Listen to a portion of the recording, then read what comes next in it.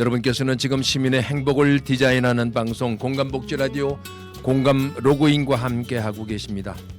가족 문제와 청소년 교육 문제를 전문가와 함께 풀어드리는 2부 공감 다락방.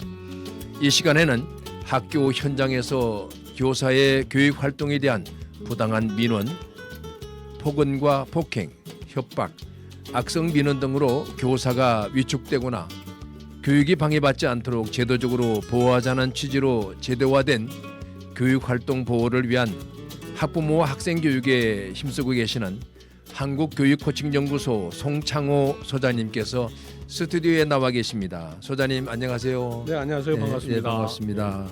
출연해 주셔서 고맙습니다. 정말 말씀입니다. 영광입니다. 소장님께서 직접 다시 한번 소개 부탁드리겠습니다. 네, 안녕하세요. 저는 마음을 움직여 행동을 변화한다라는 캐치프레이즈를 가지고 있는 교육 철학이죠. 를 가지고 있는 한국교육코칭연구소의 대표입니다. 저희가 하는 일들의 좀 독특한 일들은 인천시 교육청의 위탁 교육 기관이거든요. 그래서 저희가 위탁해서 교육을 진행하고 있는 것은 찾아가는 교육활동 보호 학생 교실, 그다음에 교권 침해, 그다음에 학교 폭력, 그다음 선도 조치 받은 친구들과 그다음 학부모들을 특별 교육하고 그다음에 심리 치료를 전담하는 기관입니다.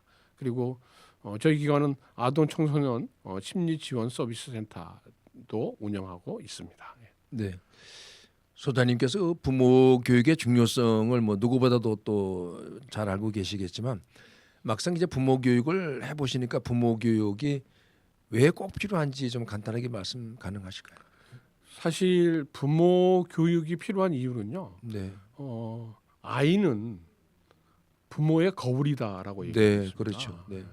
그래서 우리가 아이가 잘못되어지고 또 아이가 문제 행동을 일으키고 한다는 것은 사실은 그 뒤에는 전부 다 가정이 있고 부모가 있다고 저는 생각합니다. 네. 그렇기 때문에 아이의 탓으로 들릴 것이 아니라 부모가 어떻게 행동하고 어떻게 언어하고 어떻게 사고하고 어떻게 대화하느냐에 따라서 아이들이 달라지기 때문에 네. 그래서 저는 부모 교육이 꼭 필요하다고 생각합니다. 네, 네.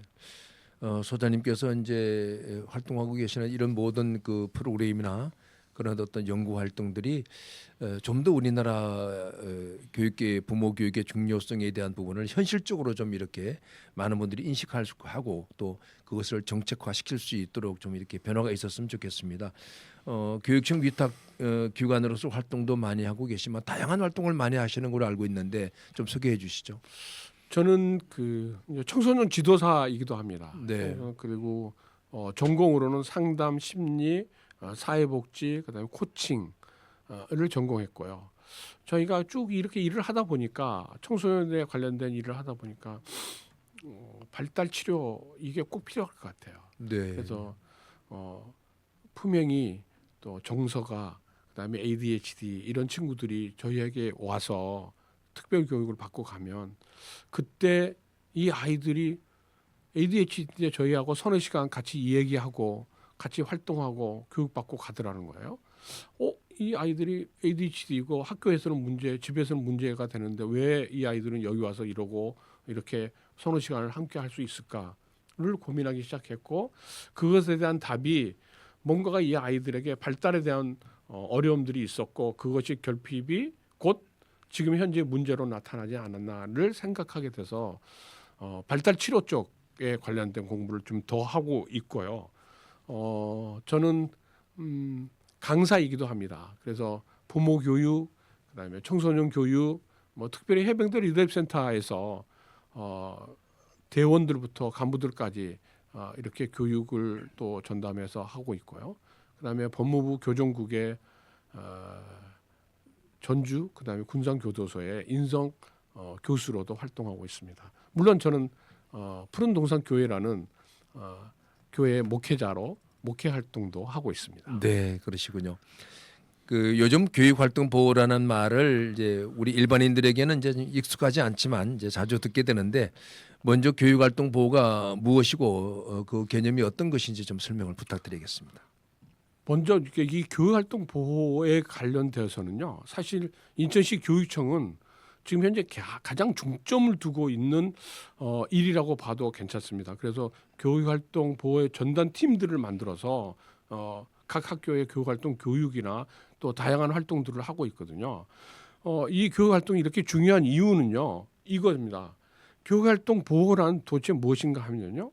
교사가 학생들을 가르치고 지도하는 과정에서 정당한 교육활동이 존중되어지고 보호받아야 되는데 그것을 원칙으로 하자라는 것에서부터 교육활동 보호가 시작됐다고 보시면 됩니다. 그래서 교사가 수업을 하고 생활을 지도하고 학생의 안전과 성장을 위해서 개입하는 모든 과정이 이 교육활동에 속해 있는 것이죠. 그래서 이 과정에서 좀 전에 앵커님이 말씀해 주셨듯이 뭐 부당한 민원이나 그다음에 폭언이나 폭행, 그다음에 협박, 악성 민원들이 계속 반복되어져서 교사가 위축되어지고 이 교사가 위축되어지면 교육 활동이 방해받게 되게 될 수밖에 없죠. 네. 그래서 이것을 좀 제도적으로 보호하자는 취지가 교육 활동 보호라고 보시면 될 것 같습니다. 네. 벌써 이제 뭐 횟수로는 2년 이제 만 2년이 지나고 3년이 다가오는데 초등학교 교사의 사망 사고 이후에 이제 이 교육권 보호라고 하는 부분이 굉장히 강화가 됐는데 이제 저는 개인적으로 좀 아쉬움이 있다면 제가 2013년에 국립특수원에서 이제 장애 학생 인권 지침서를 이제 발간하는데 참여를 했어요. 아, 그러셨군요. 그때 당시에 그 특수학교의 한 교감 선생님께서 오셔서 그 회의 첫 시간인데도 불구하고 좀 굉장히 좀 안타깝다고 이렇게 좀 눈물을 흘리시면서 얘기하시는 게 뭐냐면 꼭 어떤 이런 학생의 인권 침해 사건이 일어나거나 또는 교사들의 교권 침해 사건이 일어나면 그때 이렇게 좀 임시 처방하는 이런 것들이 아니라 교권과 학생 인권이 함께 이렇게 좀 거론이 되고 또 그 구성원들끼리 충분한 합의를 거쳐서 이 교육 활동을 좀 정상적으로 이끌어낼 수 있는 이런 어떤 제도적인 장치를 마련하는 것이 옳은데 꼭 그 구성원들의 별도의 사건에 따라서 이 흔히 우리가 말하는 소잃고 외양간 고치는 격의 이런 정책적인 제도는 좀 문제가 있지 않는가 생각이 드는 게 어쨌든 뭐 사실 이 교권 보호, 교육 활동 보호라고 하는 말은 사실은 벌써 나왔었어야 될 얘기일 것 같아요. 네, 이걸 좀 더 정확하게 우리 청취자분들이 들으면 귀에 쏙 들어올게 좀 정리를 해주신다면 어떻게 할 수 있을까요? 네, 근데 이게 이제 개념 정리가 굉장히 중요하죠. 그렇죠. 예, 네. 교육활동 보호는 도대체 뭐야라고 생각하시는 분들이 많습니다. 학생들도 마찬가지예요. 저희가 학교에 가서 교육활동 보호 수업을 진행할 때 굉장히 이걸 중요하게 상기시켜주고 오는 부분인데 네, 개념 정리가 필요하다. 맞아요. 네. 네, 그래서 교육활동 보호는 도대체 뭐냐라고 얘기하면 반드시 이렇게 얘기할 수 있어야 된다. 이렇게 저희가 상기시키고 오는데요. 교육활동 보호는요 이런 거예요. 교육활동 보호란 선생님은 교육할 권리가 있고 네, 학생들은 수업받을 권리가 있는데 이것을 서로 방해하지 않는 것이 교육활동 보호다. 이렇게 개념 정리하시면 될 것 같아요. 네. 그러니까 이제 오해하실 분도 있었을 것 같아요. 그러니까 교육활동 보호라고 하는 것은 선생님과 학생의 선생님의 교육할 권리와 학생의 수업받을 권리가 함께 포함된 거다. 이렇게 이해를 하는 맞습니다. 게 예. 아주 쏙 들어오게 예. 정리가 되었습니다. 그렇다면 지금 이 시점에서 교육활동 보호가 더 중요해졌다고 볼 수 있는 이유는 뭘까요? 과거에는 교사의 권리가 절대적이었죠. 예. 그런데 지금은 어떻습니까? 지금은 부모나 학생들의 권리가 크게 확대되는 시대입니다. 네, 사실 이 자체가 굉장히 긍정적인 변화이기는 분명합니다. 그러나 어떤 문제가 생겼을 때 그 문제는 권리와 책임의 균형이 깨질 때 발생하는 것이 바로 문제이죠. 그렇죠. 그래서 네. 교사가 학생을 지도하면 이것이 곧바로 민원으로 이어지거나 아니면 교육적 개입이 어떤 문제 제기의 대상으로 되어져서 교사들이 굉장히 힘들어하는 일들이 반복되고 있다는 거예요. 그래서 교사들은 어떻게 생각하냐면요. 아무것도 하지 않는 것이 가장 안전하다라고 느끼게 된다는 거죠. 이런 상황은 결국 아이들의 가장 큰 문제, 어려움, 피해 이렇게 저는 된다고 생각합니다. 네. 그러니까 결국은 교육 활동이 소극적으로 이루어질 수밖에 없는 맞습니다. 문제가 있죠. 예, 예. 얼마 전에도 좀 뭐 언론에도 이미 소개가 됐지만 초등학교 교사가 출근한 시간부터 퇴근하는 시간까지 모든 것을 다 스스로 영상을 촬영하고 있다고 얘기를 맞습니다. 들었어요. 예. 그 왜 그러냐 그랬더니 악성 민원을 계속 반복해서 제기하는 부모님들에게 자기도 일단은 살아날 수 있는 근거를 만들어야 된다는 그런 차원에서 그걸 하고 있다고 얘기 들었을 때 좀 참담함까지도 느낄 정도로 그랬는데 실제로 우리 교육 현장에서 교육 활동 치면은 어느 정도 좀 발생하고 있다고 보시나요? 그래서 이제 이런 문제들이 계속해서 대두되고 있기 때문에 사실은 2024년 3월 28일 날 교육활동 보호에 관한 특별법이 개정이 됐습니다. 네. 그래서 굉장히 교육활동을 보호하고 교권을 보호하자고 드라이브를 걸고 있는 거죠. 굉장히 특징적인 사항이 왔습니다. 아까 민원 뭐 이런 거 계속 네, 말씀하셨는데 이제는 반복적인 민원을 제기하면 사실 특별법에 의해서 보호받게 돼 있어요. 그래서 법이 개정되어 있습니다. 예. 그리고 거기에 이제 개정된 내용들이 사실 뭐 시간이 좀 많으면 많은 설명을 좀 드릴 수가 있겠는데 어쨌든 법이 개정되어지고 교권을 보호하려는 취지가 사실 교육청과 교육부에서 일어나고 있기 때문에 사실은 이제 학교의 문화는 조금씩 바뀌고 있다고 보시면 될 것 같아요. 그래서 왜 이런 문화가 바뀌기 시작했냐면 교육활동 보호, 교권 침해 이런 일들이 굉장히 매년 꾸준히 증가하고 있어요. 특히 어떤 유형들을 보면요, 네. 학부모들의 반복적인 과도한 민원 제기, 아까 말씀해 주셨죠. 그다음에 교사에 대한 폭언이나 협박, 더 나아가서는 신체 폭력, 네. 그다음에 SNS나 그다음에 온라인 커뮤니티를 통해서 이루어지는 명예훼손 등 이런 유형들이 점점 늘어나고 있습니다. 예. 중요한 점은요. 심각한 사건이 탁 일어난 것 이런 것도 굉장히 문제지만 경미하지만 반복되는 침해 사례들 이게 교사들한테 굉장히 어려움으로 맞습니다. 다가오고 네. 있다는 점입니다. 네. 제가 이제 교육계에 있을 때도 제가 이제 민원 처리를 좀 많이 해왔어요. 많이 해왔는데 제가 안타깝게 생각하는 게 뭐냐면 꼭 이렇게 어떤 법제화해서 이런 문제를 해결하는 것보다도 저 같은 경우도 이제 반복적으로 계속해서 민원을 제기하시는 부모님들 같은 경우는 제가 직접 자주 만나서 설득하고 이런 어떤 민원 제기 이런 부분들이 결코 자녀에게도 도움이 되지 않겠지만 또 다른 학부모와 또 아이들에게도 도움이 되지 않는다고 제가 자주 만나서 지속적으로 이렇게 설득을 했을 때에 그 문제들이 잘 해결되는 것을 경험한 적이 있거든요. 예, 그래서 중요한 것은 이제 이렇게 법제화도 중요하지만 우리 구성원들이 서로 좀 이렇게 눈을 마주보고 만나서 어떤 문제에 대해서 대화를 하면 저는 해결이 안 될 것이 있을까라는 생각을 하거든요. 그렇죠. 네. 예. 사실은 그게 그렇습니다. 제일 중요한데 네. 이게 너무 이것이 이제 다양하게 많이 일어나다 보니까 이제 법으로까지 제정을 하는데 그게 저는 능사는 아니라고 봐요. 네. 그렇죠. 2013년 서해 초등학교 교사 사망 사건 이후에 이제 교권 보호가 강화되고 있다는 느낌인데 현장에서 실제로 이제 겪는 사례들이 있다면 어떤 게 있을까요? 참 좀 어이없는 일들이 굉장히 많이 벌어지고 있어요. 예를 들면요. 네. 수업 중에 아이가 떠들어요. 그러면 선생님은 어떻게 해야 됩니까? 당연히 야 수업 중이니까 좀 조용해. 지금 수업 시간이야라고 아이를 제재할 수 있겠죠. 네. 이렇게 주의를 줬어요. 주의를 주고 난 다음에 집에 돌아가면 그날 저녁에 학부모로부터 전화가 수십 통이 걸려옵니다. 우리 아이를 이렇게 공개적으로 망신을 줘도 네, 되느냐, 네. 뭐 이런 뭐 민원, 그 다음에 이건 정서적 학대 아니냐, 뭐 이런 민원 전화가 끊임없이 오는 거죠. 그러면 교사는 어떻게 될까요?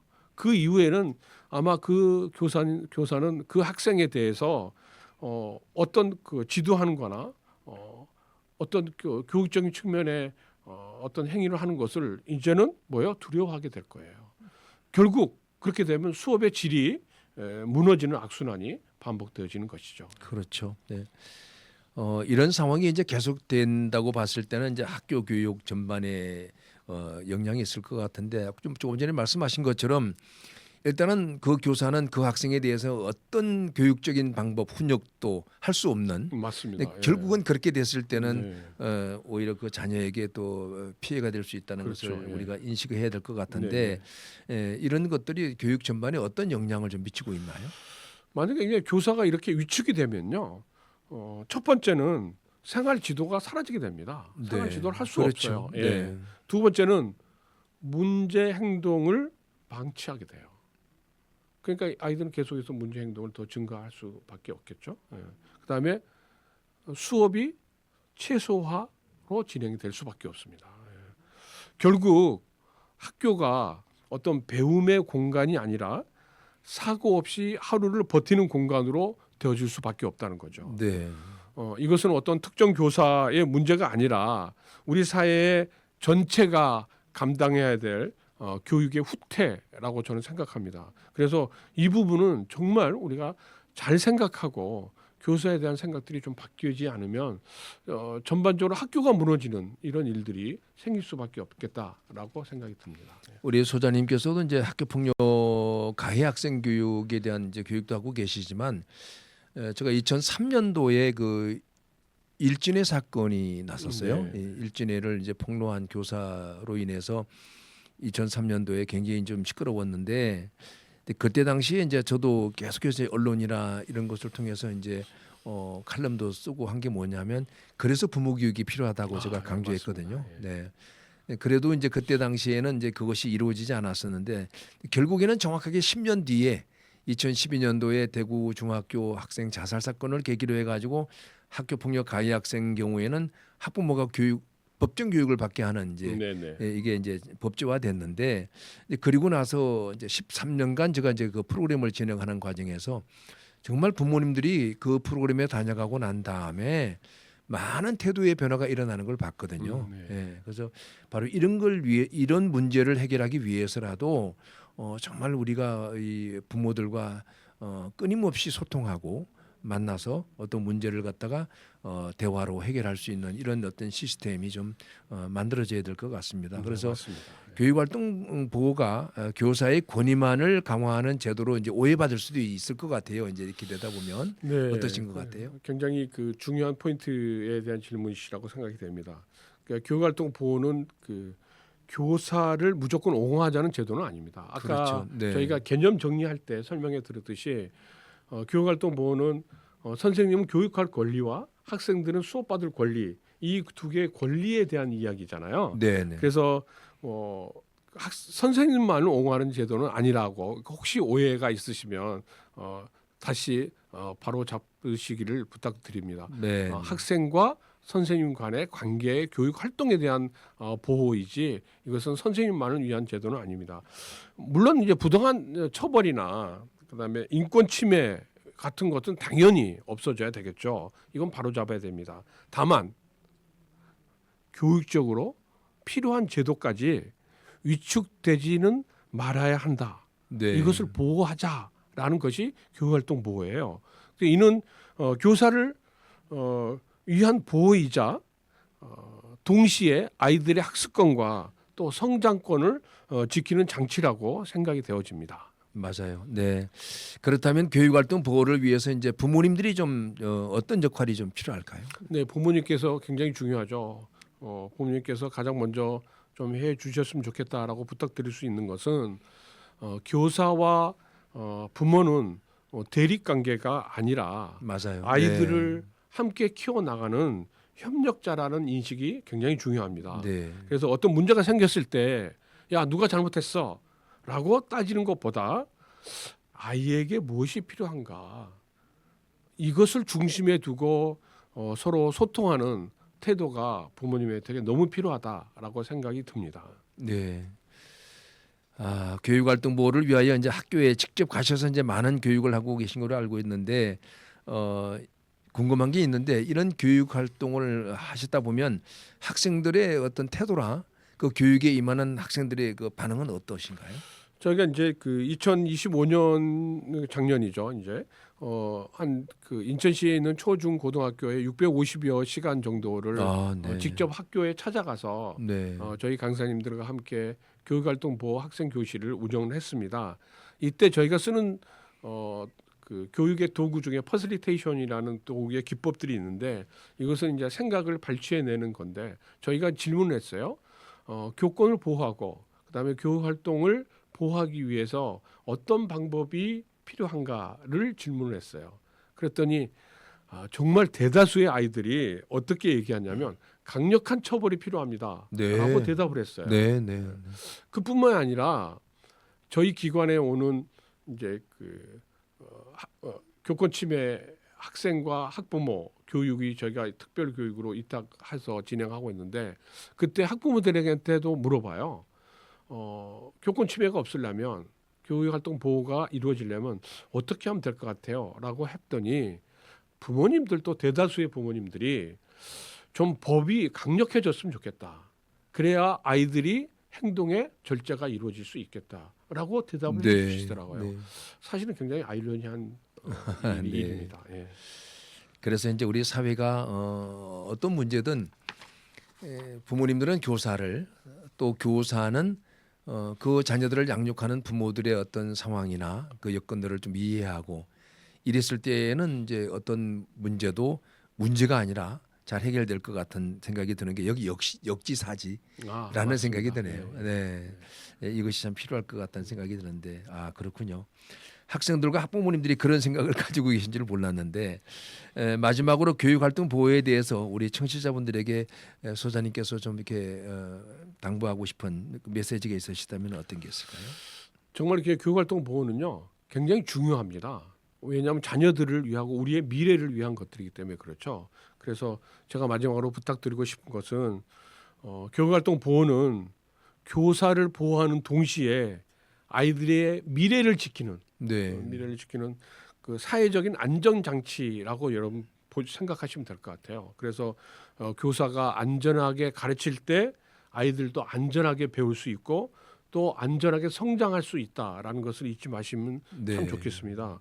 근데 이 문제를 위해서 사실은 교육청에서도 특별히 인천시 교육청에서 굉장히 이 부분에 관심을 갖고 지금 활동하고 계시거든요. 네. 그래서 이 문제는 어떠한 한 개인의 문제가 아니라 우리 모두의 문제로 바라봐 주셨으면 좋겠다라는 당부의 말씀을 드리고 싶습니다. 네, 오늘 너무나도 중요한 말씀을 해주셨어요. 우리 교육의 현장이 오늘 소장님께서 말씀하신 것처럼 교사는 학부모를, 학부모는 교사를 좀 더 이해하고 이것은 대립의 관계가 아니라 동반자의 관계라고 하는 인식. 그리고 오늘 더 중요한 것은 뭐냐면 아주 깔끔하게 이제 정리를 해주셨잖아요. 교육활동 보호가 무엇이라는 거. 제가 다시 한번 정리를 해드리면 선생님은 교육할 권리가 있고 학생들은 수업받을 권리가 있는데 이를 서로 방해받지 않는 것이 교육활동 보호입니다. 예. 꼭 누구 한 구성원을 위한 게 아니라는 맞습니다. 거. 예. 그런 인식을 확실하게 좀 심어주신 건 너무 좋으신 것 같아요. 여러분 이 시간엔 학교 현장에서 교사의 교육 활동에 대한 부당한 민원, 폭언, 폭행 그리고 협박 그리고 악성 민원 등으로 교사가 교육 활동에 위축을 받지 않기 위해서 제도적으로 보호하자는 취지로 교육 활동 보호를 위한 학부모 학생 교육에 힘쓰고 계신 분이십니다. 한국 교육 코칭 연구소 송창호 소장님께서 2주 연속 너무나도 귀한 말씀 해주셨습니다. 소장님 고맙습니다. 네, 감사합니다. 고맙습니다. 건성하십시오. 고맙습니다. 네. 예.